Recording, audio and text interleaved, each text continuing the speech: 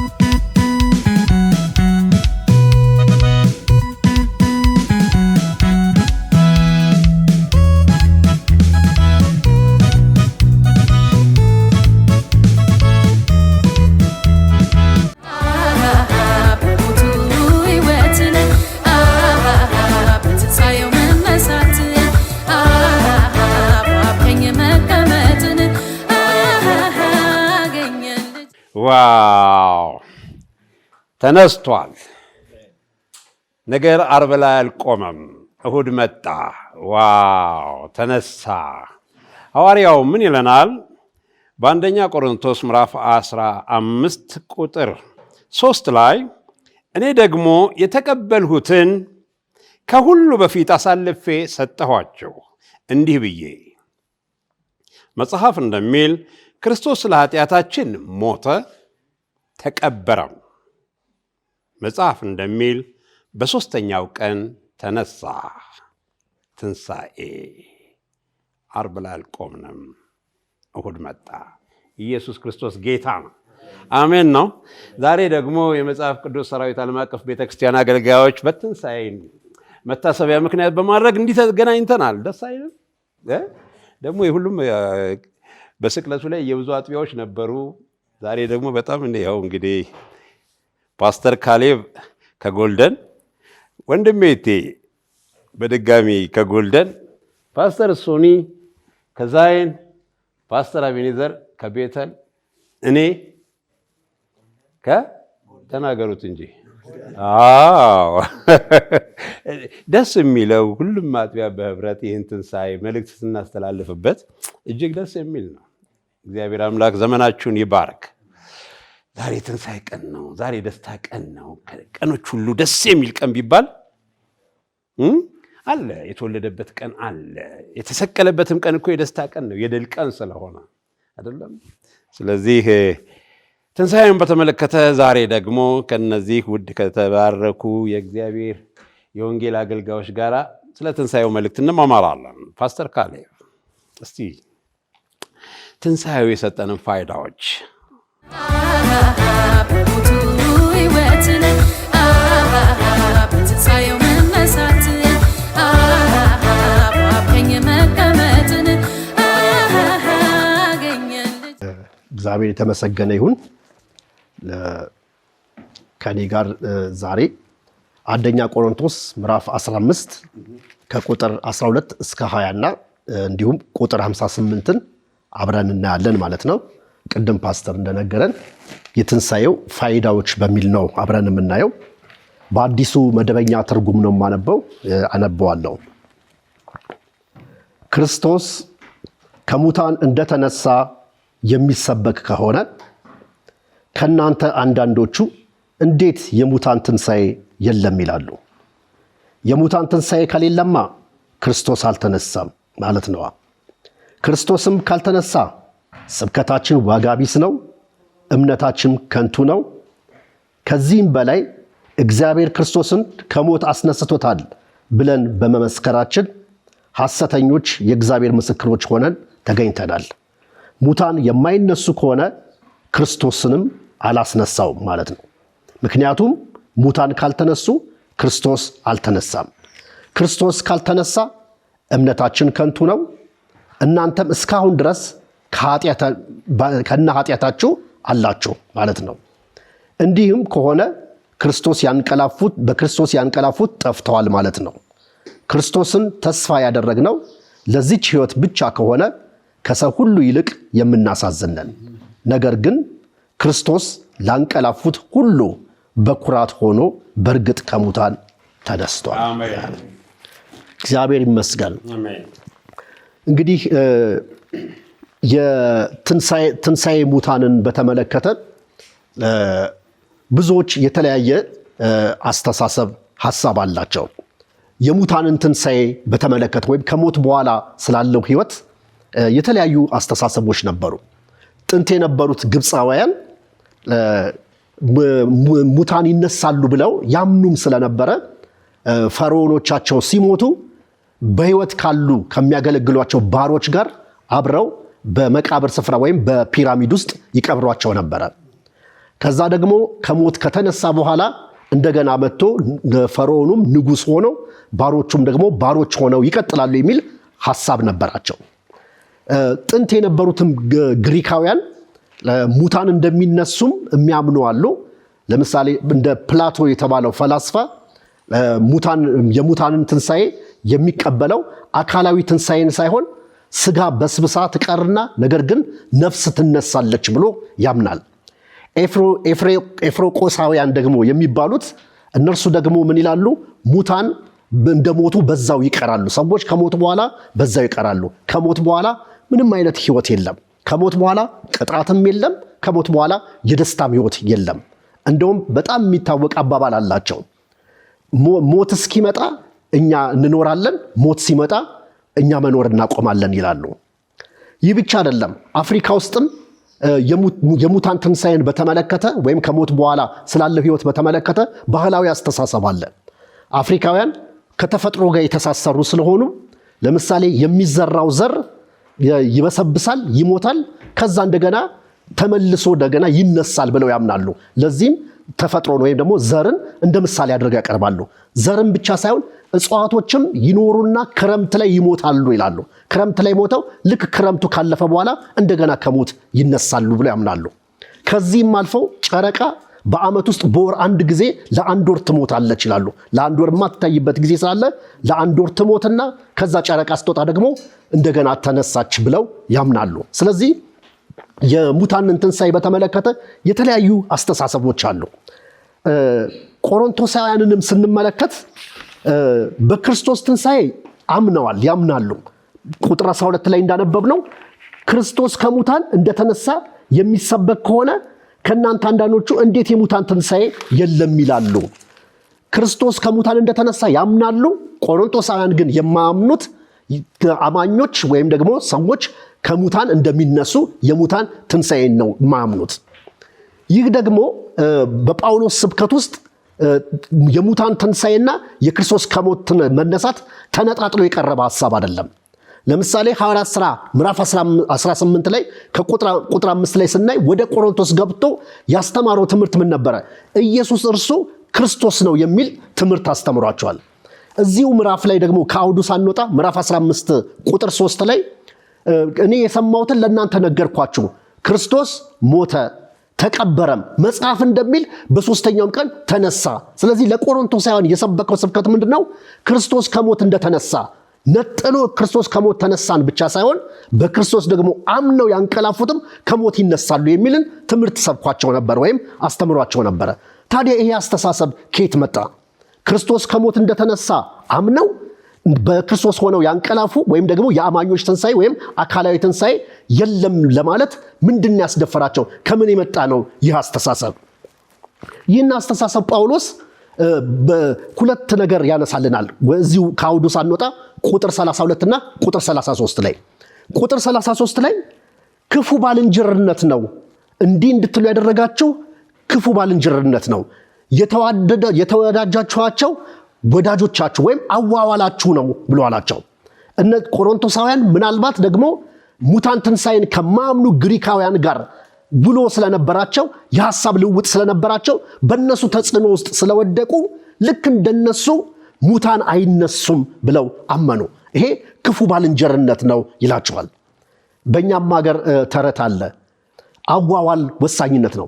ማንነትህን እንድነግርህ ባልንጀራህን ንገረኝ ይባላል። ስለዚህ ይሄንን ጥቅስ የታወቀ አባባል ነው። ክፉ ባልንጀርነት መልካሙን አመል ያጠፋል የሚለው በጣም የታወቀ በተለይ በሜናንደር የተባለ የግሪክ ባለቅኔ የተናገረው ነው።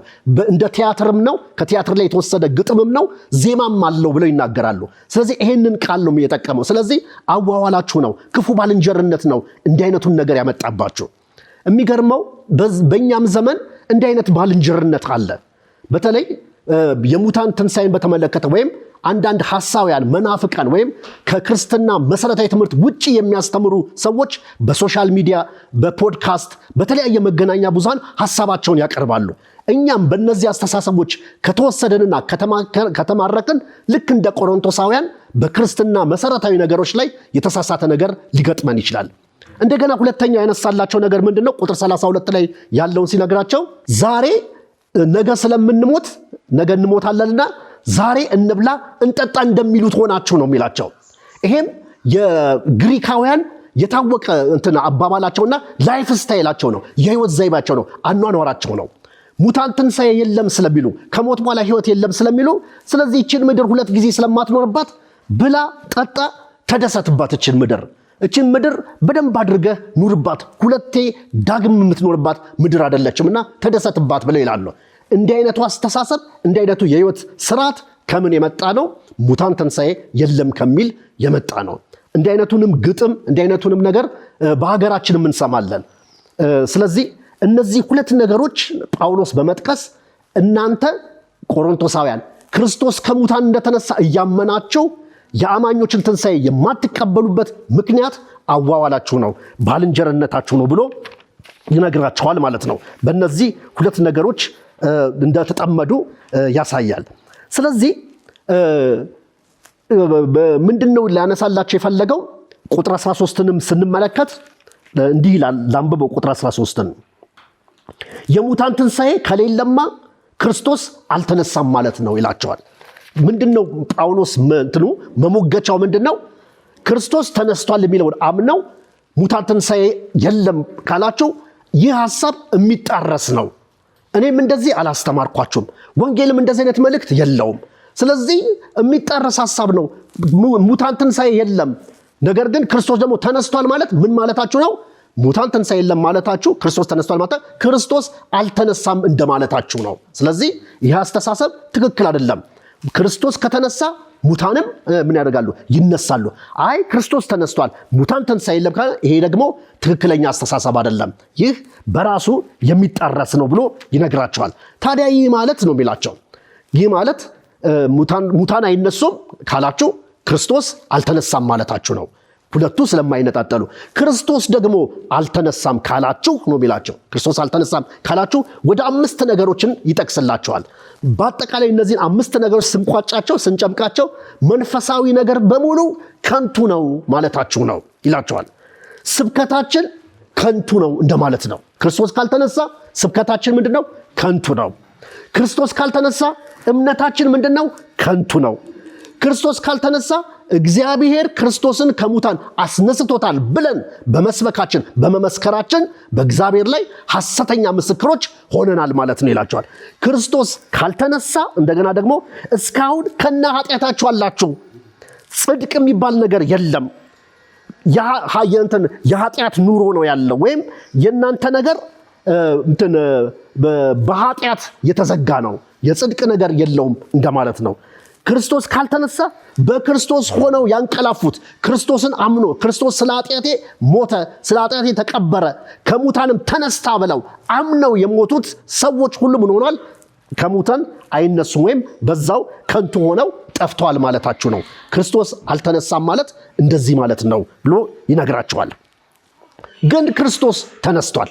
ቁጥር 20 ላይ ምንድነው የሚለው? ክርስቶስ ላንቀላፉት በኩራት ሆነው ተነስቷል ይላል። እግዚአብሔር ይመስገን፣ አሜን። ከዛም በመምጣቱ ደግሞ ምንድነው? በክርስቶስ ሆነው ያንቀላፉት ምን ያደርጋሉ? ይነሳሉ። የሙታን ትንሣኤ እንዳለ ዋናው ማስረጃና የሙታን ትንሣኤ እንዳለ ዋናው ነገር የክርስቶስ ከሞት መነሳት ነው። ክርስቶስ ደግሞ ከሞት እንደተነሳ ከቁጥር 1 ጀምሮ እስከ ቁጥር 57 ድረስ በምናነበበት ጊዜ ታሪካዊ ማስረጃ፣ ስለ መለኮታዊ ማስረጃ፣ አመክንያዊ ማስረጃ ሁሉ ያቀርብላቸዋል።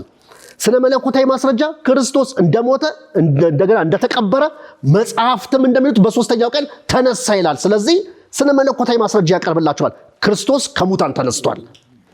ታሪካዊ ማስረጃ ያቀርብላቸዋል። መጀመሪያ ለጴጥሮስ ታየ፣ ከዛ ለ12ቱ፣ ከዛ ከ500 ለሚበዙት ታየ፣ በመጨረሻም እንደ ጭንጋፍ ለመሆነው ለኔ ምን አደረገኝ ይላል? ታየኝ ይላል። ስለዚህ ክርስቶስ ከሞት ምን አድርጓል? ተነስቷል ማለት ነው። በኩራት ሆኖ ተነስቷል። በመምጣቱም ደግሞ ሌሎቹ ወይም ደግሞ የሙታን ትንሣኤ ወይም አማኞች ይነሳሉ። ታዲያ ይህንን ካልን የትንሣኤው ፋይዳ ምንድን ነው? የመነሳቱ ፋይዳው ምንድን ነው? ፋይዳዎቹ ምንድን ናቸው? ምን ጥቅም አለው? የክርስቶስ ከሞት መነሳት የአማኞች መነሳት ከሆነ አማኞች ደግሞ የሚነሱ ከሆነ ምንድነው ፋይዳው? አሁን ላለነው አማኞች ለቆሮንቶሳውያንም በዘመኑ ለነበሩት ምንድነው ፋይዳው? 3 ነገሮችን ይናገራል ወይም ይጠቅሳል። ቁጥር 58ን አነበዋለሁ። ቅድም በመግቢያ ላይ እንደተናገርኩት እንዲህ ይላል። ስለዚህ የተወደዳችሁ ወንድሞች ሆይ፣ ስለዚህ ነው የሚለው፣ ጸንታችሁ ቁሙ፣ በምንም ነገር አትናወጡ፣ የጌታ ሥራ ዘወትር የሚበዛል የምትተጉ ሁኑ። ምክንያቱም ለጌታ የምትደክሙት በከንቱ እንደሆነ ታውቃላችሁ። ስለዚህ የተወደዳችሁ ይላል።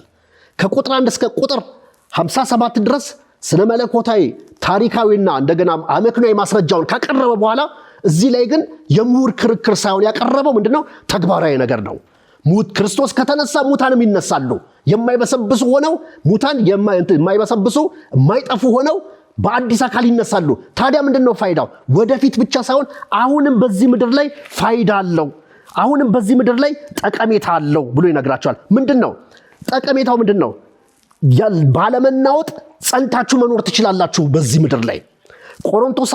የቆሮንቶስ ማህበር በግሪክ ፍልስፍናና እንደገናም ደግሞ በከተማው የሞራል ዝቅጠት እንደተናውጦ እንደተወሰደና ወይም እንደተዋጠ እናንተ አትናወጡ። ምንም ነገር ቢገጥማችሁ፣ ምንም አይነት እውነተኛውን የክርስትና ትምህርት የሚጻረን ነገር ብትሰሙ፣ በዚህ ምድር ላይ ያለው መከራ አሁን ዓለማችንን እንደምናየው ያለው የኢኮኖሚ ቀውስ፣ የፖለቲካው ቀውስ፣ የሰላም እጦቱን አገራት ታላላቅ አገራት በየቡድን የሚያደርጉትን ጦርነት፣ ይሄን ሁሉ ቀውስ፣ ይሄ ሁሉ ነገር ቢኖርም ሙታን እንደሚነሱ ማሰባችሁና ሙታን ይነሳሉ ብላችሁ ማመናችሁ በዚሁ ምድር ላይ ይሄ ሁሉ መከራ ይሄ ሁሉ ስጋት እያለ ሳትናወጡ መኖር ትችላላችሁ። እግዚአብሔር ይመስገን። አንዱ ፋይዳ ነው። ሁለተኛው ፋይዳ ለጌታ የምትደክሙ ለጌታ በመሰጠት ለጌታ ስራ በመሰጠት ማገልገል ትችላላችሁ። ያለ መታገት ማገልገል ትችላላችሁ። እንደ ቆሮንቶሳውያን እንብላ እንጠጣ የሚል ብቻ ሳይሆን የጌታ ስራ እንስራ ማለት ትችላላችሁ። ለጌታ ስራ መሰጠት ትችላላችሁ። የጌታ ስራ የሚበዛላችሁ መሆን ትችላላችሁ። ምክንያቱም ዋጋ የሚሰጣችሁ አለ። ለምትሰሩት ለእያንዳንዱ ስራ ዋጋ አላችሁ፣ ብድራት አላችሁ ብሎ ይነግራችኋል። ሶስተኛው ፋይዳ ምንድነው? ትርጉም አልባ አይደላችሁም። በዚህ ምድር ላይ ስትኖሩ ትርጉም ድካማችሁ ከንቱ አይደለም። የምትከፍሉት መስዋዕትነት እነ ጳውሎስ በጥንቷ ቤተክርስቲያን የነበሩት አማኞች ቆሮንቶሳውያን እያዩ አንዳንዶቹ ሰማዕት ይሆናሉ፣ በመስዋዕትነት ያልፋሉ።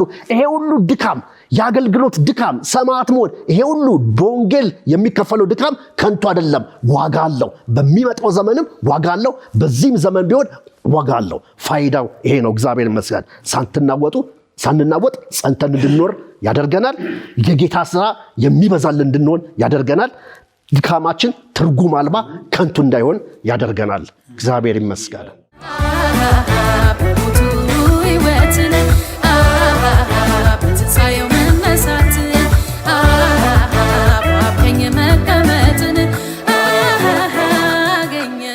ፓስተርዬ ያዟ፣ ሁላችንም አንድ ላይ ከየትኛውን ጀምር? ነጣ ካለውን ጀምር። ከዚህ ይሄ ኢየሱስ ተነስቷል፣ ኢየሱስ ተነስቷል፣ ሞትን አሸንፏል። ኢየሱስ ተነስቷል፣ ኢየሱስ ተነስቷል፣ ሞትን አሸንፏል። በሞቱ ሕይወትን በትንሣኤው መነሳትን በቀኝ መቀመጥን አገኘን ልጅነትን በሞቱ ሕይወትን በትንሣኤው መነሳትን በቀኝ መቀመጥን አገኘን ልጅነትን በሞቱ ሕይወትን በትንሣኤው መነሳትን በቀኝ መቀመጥን አገኘን። ድል ነሺው ተነስቷል።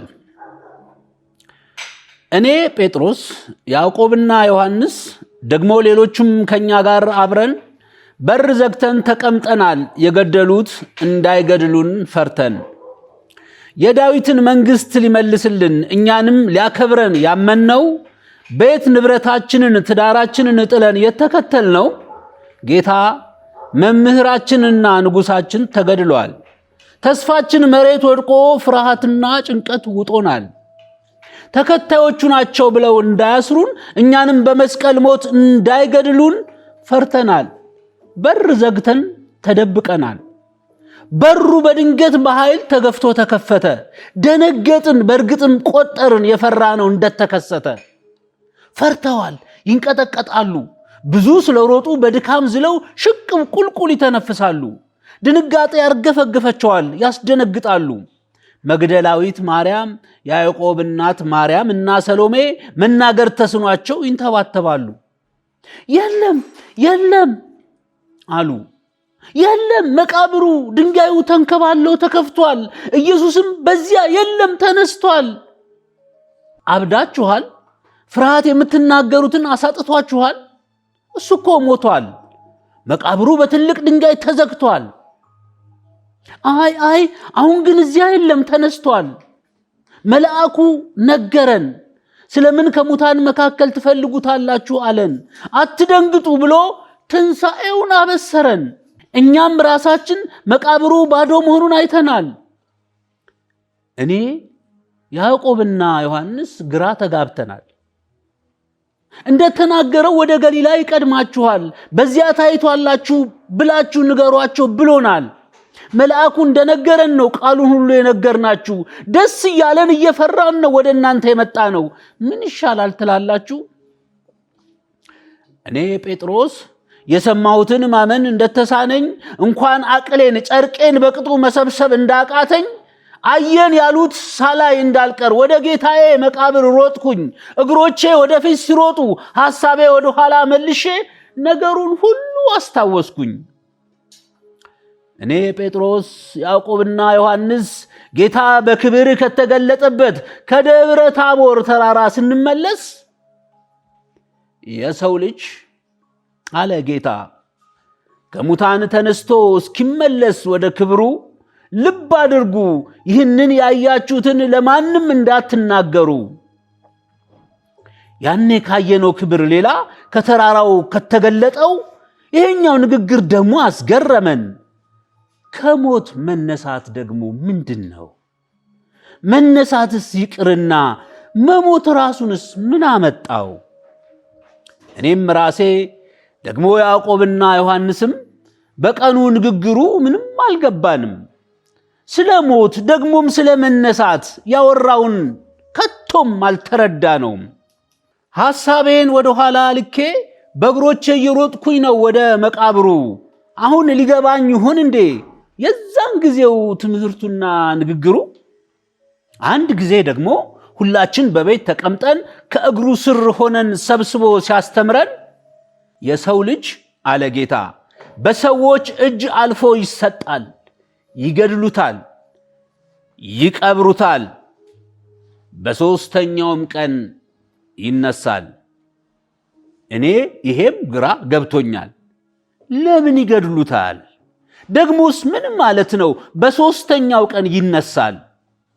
ያኔ እኔ ራሴ ጴጥሮስ፣ ያዕቆብና ዮሐንስ ከኛም ጋር ያሉት ደቀ መዛሙርቱ አላስተዋልንም፣ ንግግሩን አልተገለጠልንም ነበር ትምህርቱ።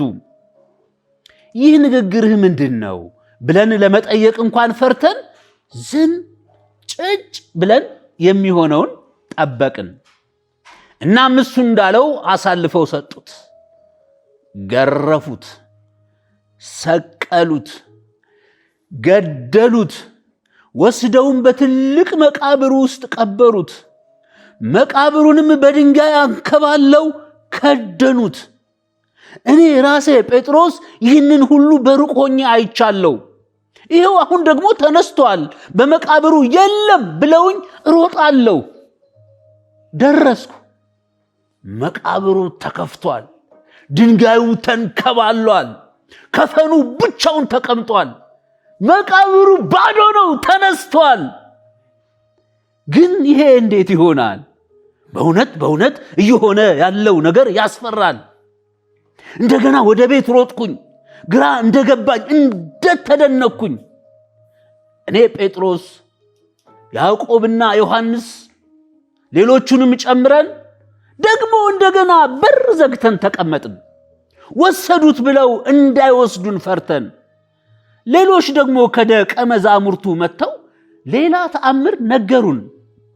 እንደገና ግራ መጋባት ውስጥ ከተቱን። ኢየሱስ ከሞት ተነስቷል፣ አይተነዋል። በኤማሁስ መንገድ ስንጓዝ አብሮን ከኛ ጋር ተጉዟል። እሱ መሆኑን ሳናውቀው የመጽሐፍትንም ምስጢር ገለጠልን። ከኛ ጋር እንዲያድር ግድ ብለነው ምግብ ስንበላ ተገልጾልን፣ ልክ ስናውቀው ተሰወረብን። እኔ ጴጥሮስ በማየው በምሰማው ሁሉ ተደንቄያለሁ። ማስተዋል እስኪሳነኝ ልቤ ናውዟል፣ ግራ ተጋብቻለሁ። የሰማሁት የምስራች ታላቅ ደስታ ፈጥሮብኛል። ዝለል ዝለል፣ ዘምር ዘምር ይለኛል። እንደገና ደግሞ ፍርሃት፣ ስጋትና ድንጋጤ የሚይዘው የሚጨብጠው አሳጥቶኛል። ግን አሁንም ፈርተናል፣ በር ዘግተን ተቀምጠናል። ድንገት ደግሞ እንዲሆነ በሩ ሳይከፈት ምንም ድምፅ ሳንሰማ ሞታል ያልነው ጌታ ከፊታችን ቆመ። ሰላም ለናንተ ይሁን ሲል ተሰማ። ይሄው ከፊታችን ቆሟል። እያየነው ደስ እያለን ፈራን። መንፈስ የምናይ መሰለን ተረበሽን። ስለምን ትደነግጣላችሁ? ስለምንስ ልባችሁ በሐሳብ ይርዳል?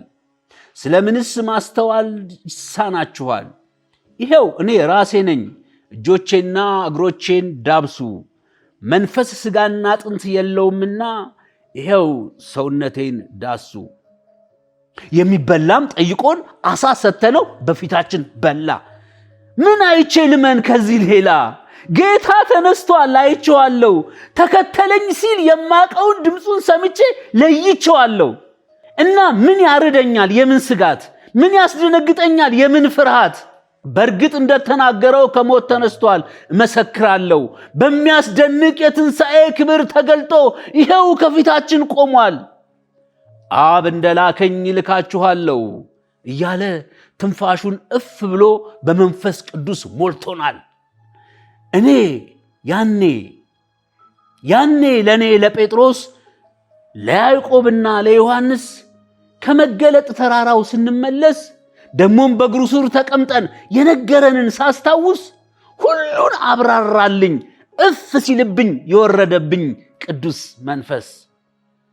ይይዙኛል እንዳለ ያዙት፣ ይገድሉኛል እንዳለ ገደሉት።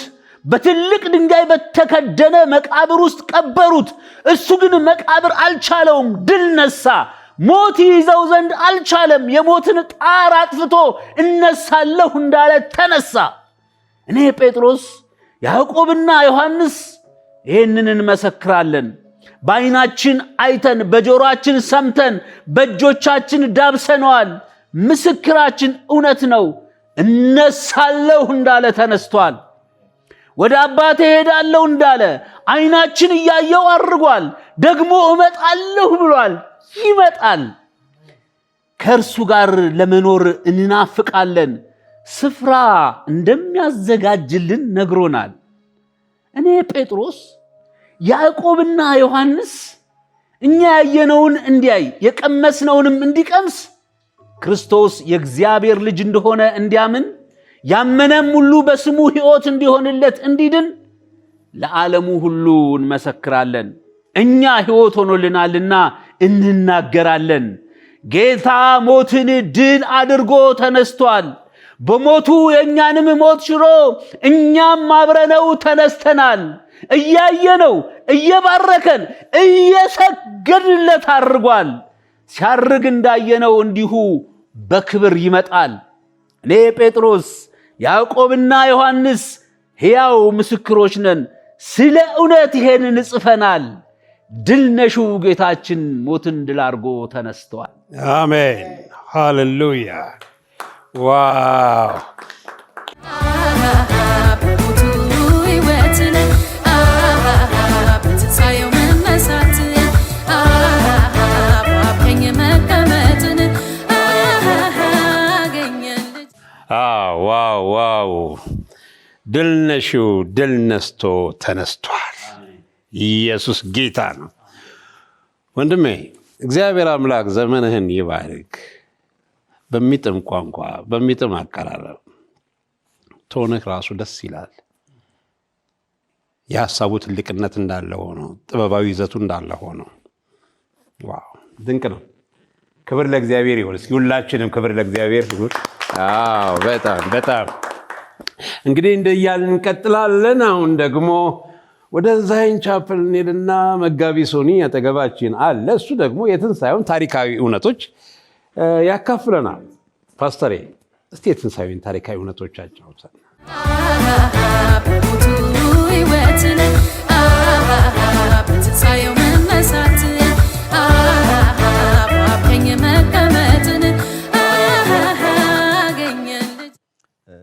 በመጀመሪያ ለመላው የክርስቲያን እምነት ተከታዮች እንኳን አደረሳችሁ ለትንሣኤው በዓል ማለት ወዳለሁ። ሁላችሁንም በጌታ በኢየሱስ ክርስቶስ ስም ሰላም እላችኋለሁ። እኔ የምናገረው ፓስተር ደበሽ እንደተናገረው የክርስቶስን የትንሣኤ ታሪካዊ ሐቀኝነቱ ላይ ነው። የሰው ልጆች ሁሉ እግዚአብሔርን ማወቅ፣ እግዚአብሔርን መከተል ይፈልጋሉ። እግዚአብሔርም በጣም መልካም አምላክ ስለሆነ የሰው ልጆች ሕይወትን እንዲያገኙ እንዲከተሉት ራሱን ሊገልጥላቸው የሚፈልግ መልካም አምላክ ነው። ታዲያ እግዚአብሔር ሕይወት እንዲሰጠን እሱንም ደግሞ እንድንከተለው ያዘጋጀልን መንገድ አለ።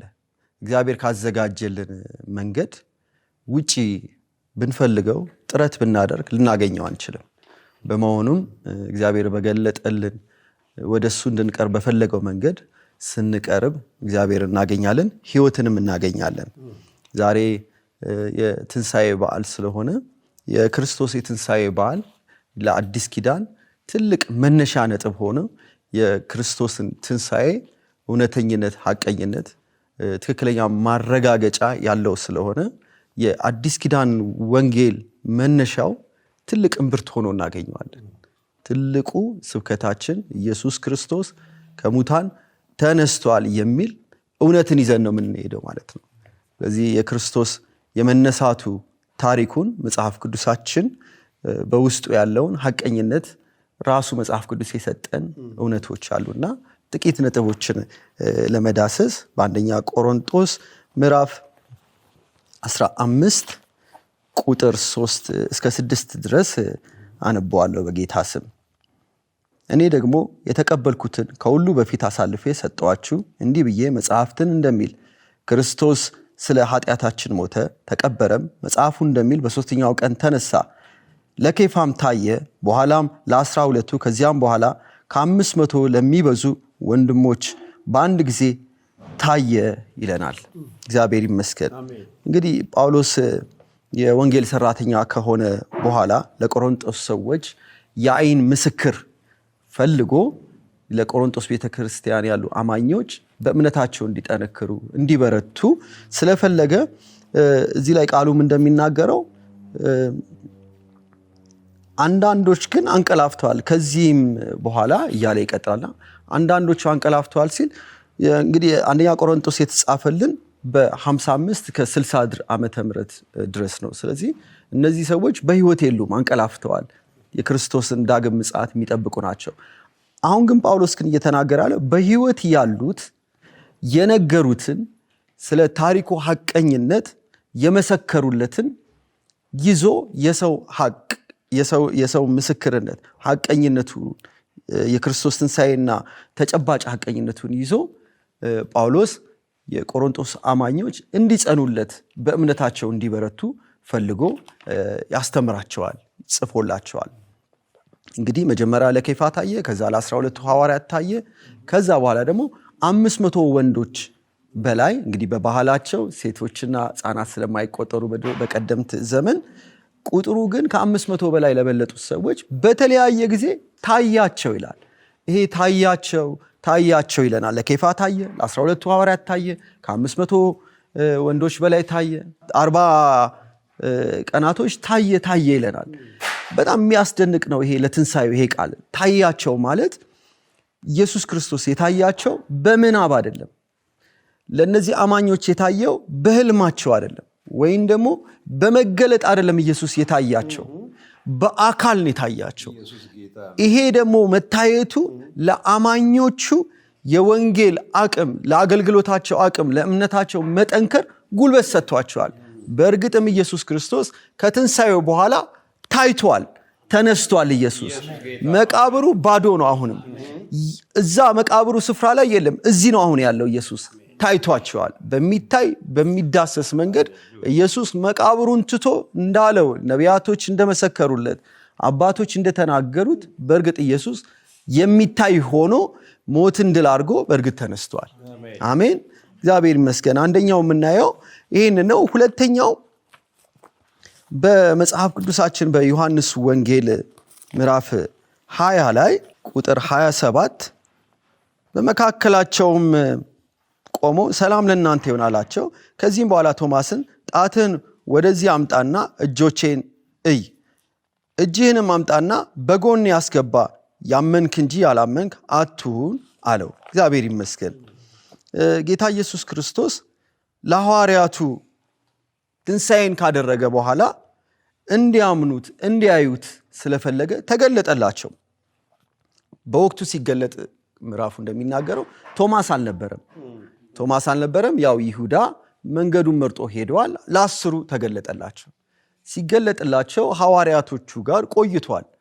ቶማስ ግን በቦታው ላይ የለም። ከ8ኛው ቀን በኋላ ግን ዳግም ኢየሱስ እንደመጣ እዛው ላይ ይናገራል። የመጀመሪያው መገለጥ ላይ ግን ኢየሱስ ሲገለጥላቸው ቶማስ ስላልነበረ በመጣ ጊዜ ጌታ መጣ፣ ጌታን አገኘ ነው ብለው ስለ ትንሣኤው ነገሩት። ቶማስ ግን በሚስማር የተቸነከሩ እጆቹን ካልዳሰሱ ካላየው፣ ምልክቱን ካላየው አላምንም አለ። ቶማስ ስሙም ራሱ ከዛ በኋላ ተጠራጣሪው ቶማስ ይባላል። በፍጹም ይህንን ትንሣኤ አልቀበልም አለ።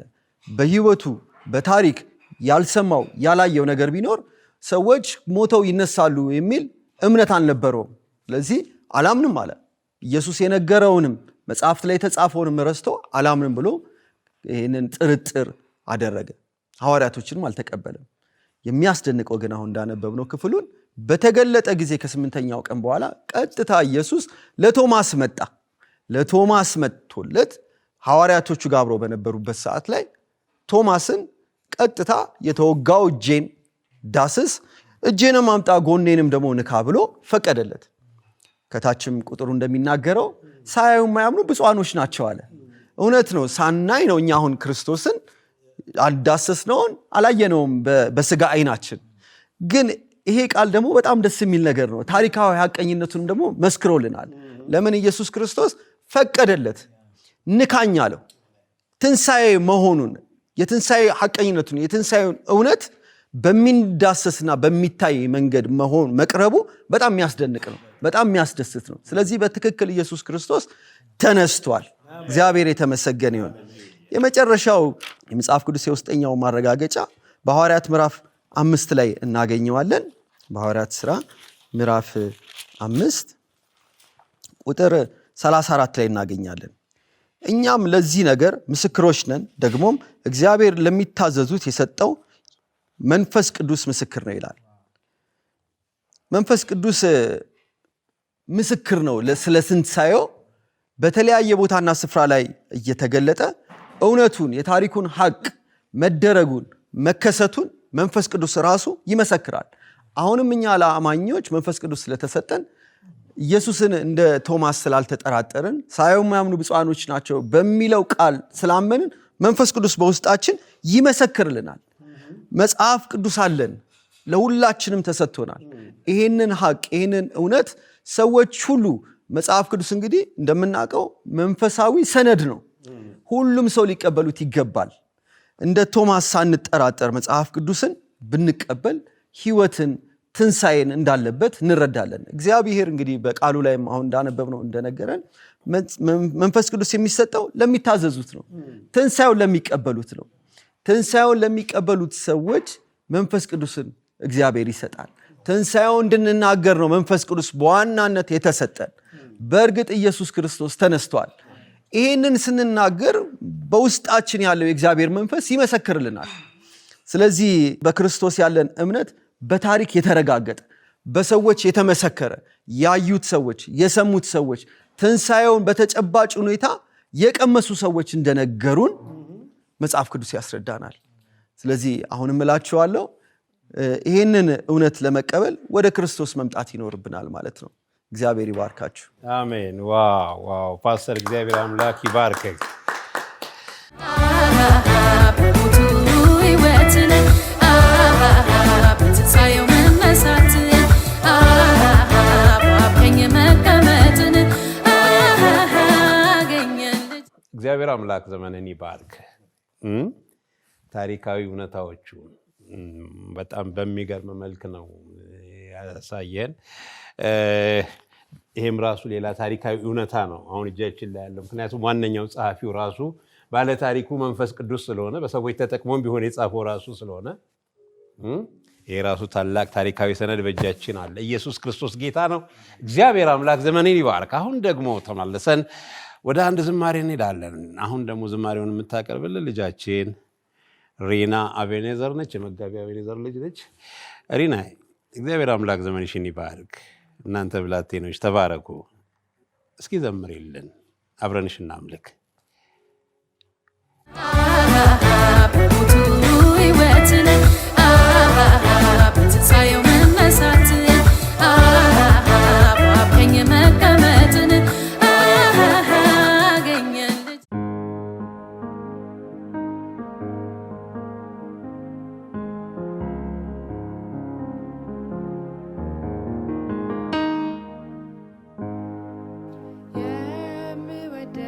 የምወደው ሁልጊዜ ደስ የሚለኝ እኔስ ሁሌ የምወደው ሁልጊዜ ደስ የሚለኝ እኔስ ሁሌ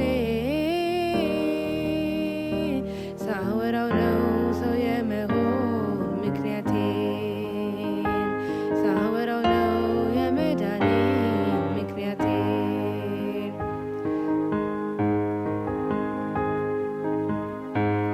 ስለኔ በመስቀል ሞተሃል እወድሃለሁ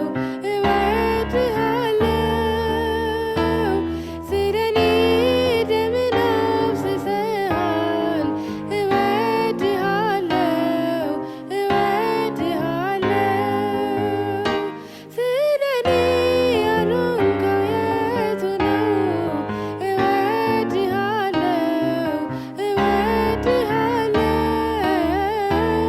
ምክንያቱም ለኔ ያለ ፍቅር ነው።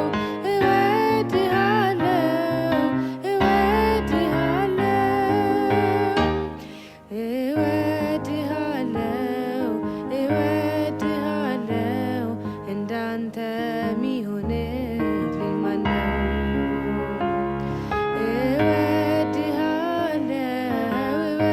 እወድሃለሁ ኢየሱስ ታሪኬን ቀየርከው።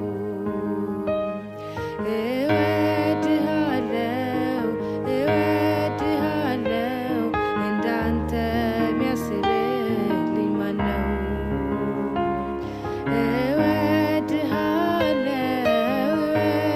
እወድሃለሁ ዘላለሜ ያማረው ባንተ ነው። ተስፋ አልነበረውን ያንን ሕይወቴን የሞት ድምፅ ቢሰማ ጨለማው ቤቴ በፍቅር ዘልቀህ ወደ ውስጠኛው ልቤ ውስጥ ገብተህ አበራህልኝ የሕይወቴን ብርሃን ተስፋን ሰጠህ። ሰላም ሕይወቴን አጥለቀለቀው የደስታ ዘይት ውስጤን አረሰው። ዝም ብዬ አይደለም በጠዋት ማታ ኢየሱስ የምለው ፍቅር ታሪኬን ሕይወት ዘመኔን መልካም አድርጎት ነው።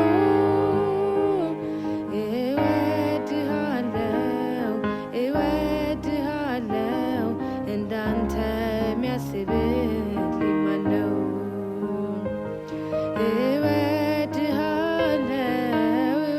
እወድሃለሁ ዘላለሜ ያማረው ባንተ ነው። የምህረት ልብ ለኔ ያለ ሁሌ የሚፈልገኝ ማይሰለቸኝ ምክንያቱ ሆነ ከዘላለም ሞት ጥፋት መትረፌ እንዲህ በሰላም እንዲህ በደስታ በሕይወት መኖሬ ወደድከኝ እስከ ሞት ድረስ ተሰቃየህልኝ ሕመሜን ታመምክ ያን ሁሉ ስቃይ መራራ ጽዋ እንዲያጠጣኸው ዛሬን አይተህ በዕረፍት እንድኖር እወድሃለሁ። ለኔ ነው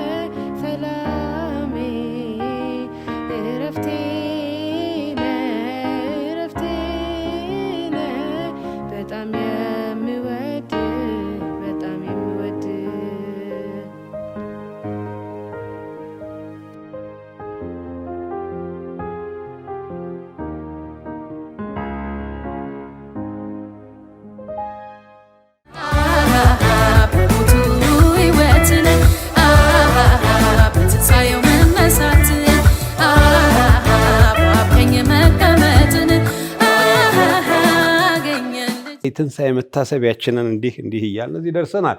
አሁን እንግዲህ በቀጣይ ደግሞ የምንሄደው ወደ ሌላው መጋቢያችን መጋቢ አቤኔዘር ነው። መጋቢ አቤኔዘር ደግሞ እስኪ የትንሣኤው ትሩፋቶች መጽሐፍ እንዲህ ይላል። ኢየሱስ ክርስቶስ ከሙታን በመነሳቱ ለሕያው ተስፋና ለማይጠፋ እድፈትም ለሌለበት ለማያልፍም ርስት እንደ ምሕረቱ ብዛት ሁለተኛ የወለደን የጌታችን የኢየሱስ ክርስቶስ አምላክና አባት ይባረክ። እንደ ምሕረቱ ብዛት ሁለተኛ የወለደን። ዋው! ይሄ ትልቅ የትንሣኤው ትሩፋት ነው። ዳግም ውልደት በትንሣኤው ካገኘናቸው ትልቁ በረከታችንም እሱ ነው። እስኪ ፓስተሬ በዚህ የምትለንን ደግሞ ስለ አዲስ ሕይወት፣ ስለ አዲስ ፍጥረት፣ ስለ ትንሣኤው ትሩፋት በሞቱ ሕይወትን በትንሣኤው መነሳት በአብ ቀኝ መቀመጥን አገኘን። እግዚአብሔር አምላካችን ስም የተመሰገነ ይሁን። በድጋሚ እንኳን ለጌታችን ለመድኃኒታችን የኢየሱስ ክርስቶስ የትንሣኤ በዓል መታሰቢያ አደረሳችሁ ልል ወዳለሁ። በመላው ዓለም ያላችሁ በቴሌቪዥንም ሆነ በልዩ ልዩ መንገድ ይህንን ፕሮግራም የምትከታተሉ ክብር ሁሉ ለኢየሱስ ይሁን። አሁን ደግሞ ኢየሱስ ክርስቶስ ከሙታን በመነሳቱ ያገኘነውን በረከት አጠር ያለ የእግዚአብሔር ቃል አካፍላችኋለሁ። ቅድም መጋቢ ደበሽ ያነበበውን የእግዚአብሔር ቃል ደግሜ አነብና ከዛ በኋላ አጠር ያለ ኢየሱስ ክርስቶስ ከሙታን በመነሳቱ ይላል መጽሐፍ ቅዱስ። ይህ እግዚአብሔር ቃል የሚገኘው አንደኛ ጴጥሮስ መልእክት ምዕራፍ 1 ላይ ከቁጥር 3 ጀምሮ ነው። አነበዋለሁ በጌታ ስም። ኢየሱስ ክርስቶስ ከሙታን በመነሳቱ ኢየሱስ ክርስቶስ ከሙታን በመነሳቱ ለሕያው ተስፋና ለማይጠፋ እድፈትም ለሌለበት ለማያልፍም ርስት እንደ ምሕረቱ ብዛት ሁለተኛ የወለደን የጌታችን የኢየሱስ ክርስቶስ አምላክና አባት ይባረክ ይላል። ክብር ሁሉ ለኢየሱስ ይሁን። ሁለተኛ የወለደን። ሁለተኛ መወለድ ወይንም ደግሞ ዳግም መወለድ የሚለው ቃል ወይንም ጽንሰ ሐሳብ የመጣው ከኢየሱስ ክርስቶስ አገልግሎት በኋላ ነው። ኢየሱስ ክርስቶስ ነው ይሄንን የተናገረው። በዮሐንስ ወንጌል ምዕራፍ 3 ላይ ከቁጥር 3 ጀምሮ ጌታችን ኢየሱስ ክርስቶስ በምድር ላይ በነበረበት ጊዜ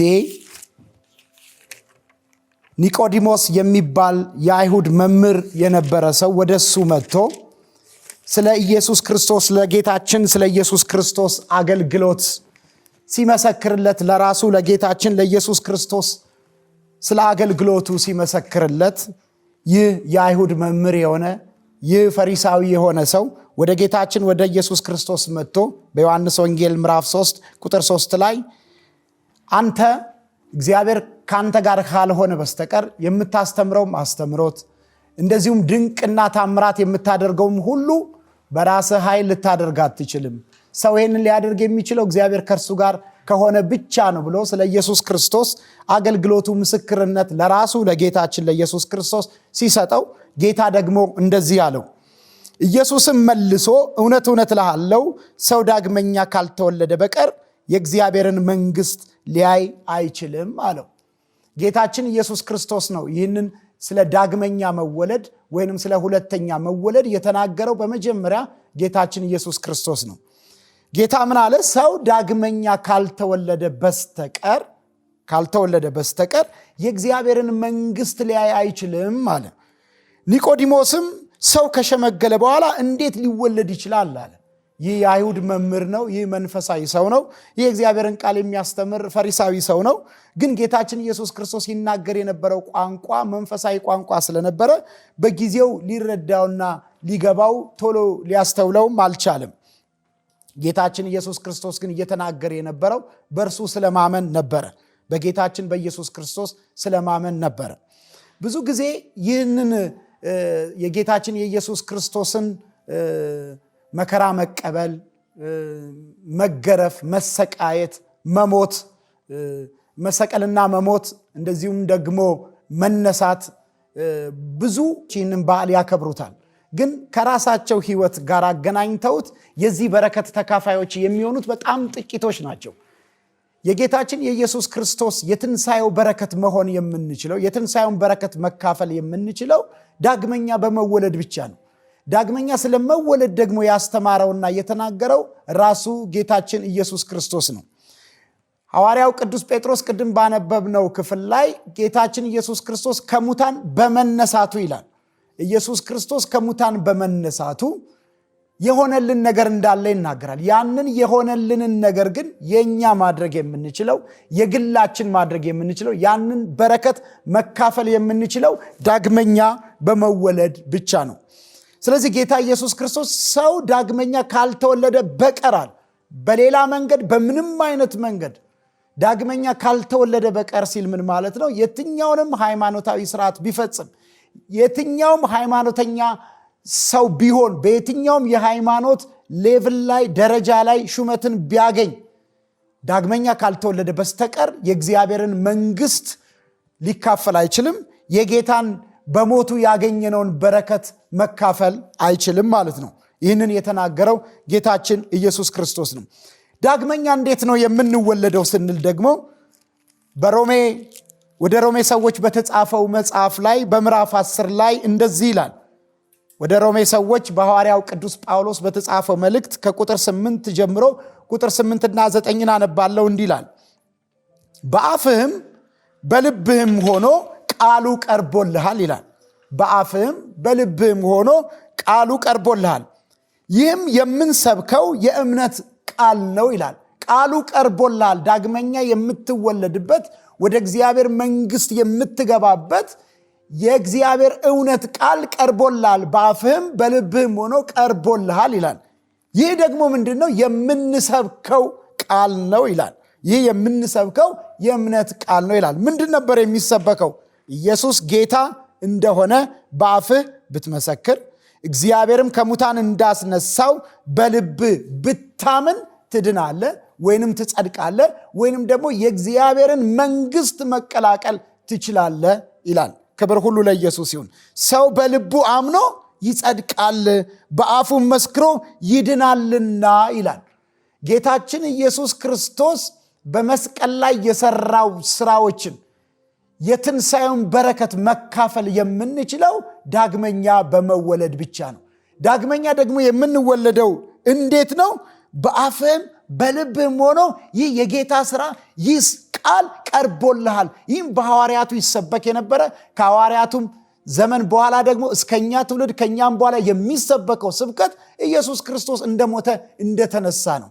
ይህንን ብታምን ትድናለህ፣ ትጸድቃለህ አለ። ኢየሱስ ጌታ እንደሆነ በአፍህ ብትመሰክር፣ እግዚአብሔርም ከሙታን እንዳስነሳው ኢየሱስ ክርስቶስ ከሙታን እንደተነሳ ብታምን ትድናለህና ይላል። እግዚአብሔር ደህንነትን፣ የማይጠፋ ህይወትን፣ የዘላለም ህይወትን ከእግዚአብሔር ጋር መታረቅን ያስቀመጠው በመስቀሉ ስራ ላይ ነው። በትንሣኤው ላይ ነው ያስቀመጠው።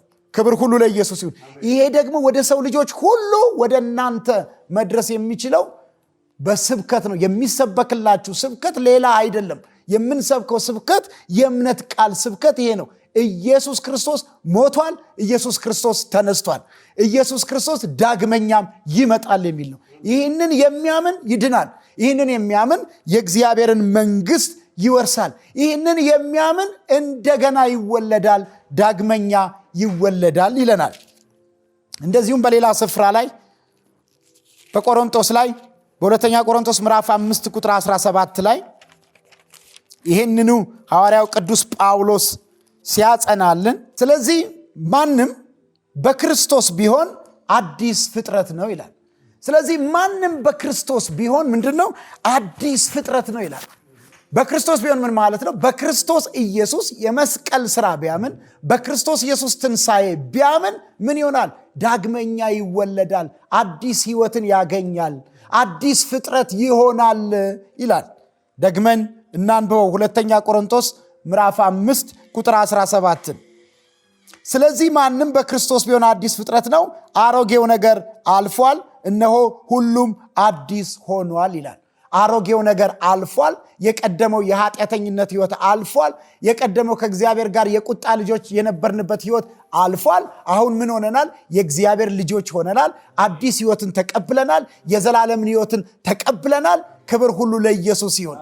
የማይጠፋ እድፈትም የሌለበትን ህይወት ዳግመኛ በመወለድን አግኝተናል። ማንም በክርስቶስ ቢሆን ይላል። ሴት የለም፣ ወንድ የለም፣ ሀብታም የለም፣ ድሃ የለም፣ የተማረ የለም፣ ያልተማረ የለም፣ ሃይማኖት የሌለውም ሊሆን ይችላል። ማንም ሰው በክርስቶስ ቢሆን በክርስቶስ ቢያምን ይህንን አዲስ ህይወት ማግኘት ይችላል። የዘላለምን ህይወት ማግኘት ይችላል። የእግዚአብሔርን መንግስት ይወርሳል ይለናል መጽሐፍ ቅዱስ። ክብር ሁሉ ለኢየሱስ ይሁን።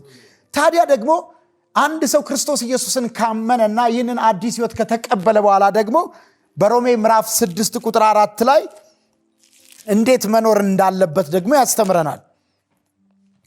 ወደ ሮሜ ሰዎች ምዕራፍ 6 ቁጥር 4 ላይ እንግዲህ ክርስቶስ በአብ ክብር ከሙታን እንደተነሳ እንዲሁ እኛም በአዲስ ህይወት እንመላለስ ይላል።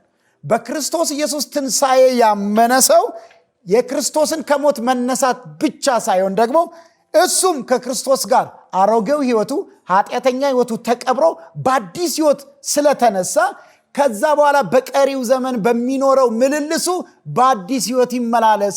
አሮጌውን ህይወት አይድገም፣ ያንን ኃጢአተኝነት አይድገም። እግዚአብሔርን በመምሰልና በቅድስና በጽድቅ ይመላለስ ይላል። ክብር ለጌታ ይሁን።